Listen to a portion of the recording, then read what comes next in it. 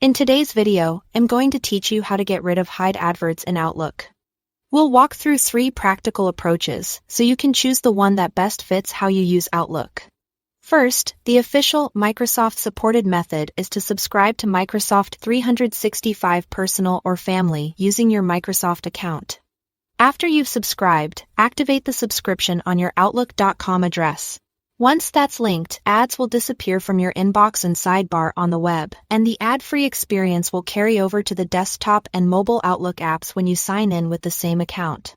You also benefit from extras, like added cloud storage and built-in security features. If you don't see the change right away, simply refresh your inbox. Sometimes it takes a moment for the subscription to propagate across devices. If you want a consistent, supported, and cross-device ad-free experience, this is the most reliable route.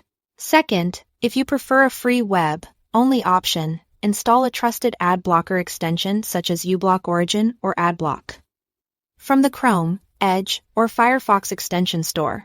After installing, make sure the extension is enabled, then refresh Outlook in your browser. This removes the visual ads in your inbox, reading pane, and sidebar without affecting your email functions. If ads still appear, restart your browser and try temporarily disabling other extensions to check for conflicts.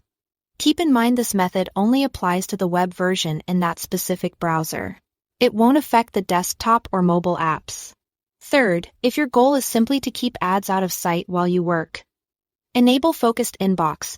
With Focused Inbox on, advertisements typically land in the Other tab rather than your primary focus tab, so your main view stays cleaner. To turn it on, go to View, then View Settings, then Layout.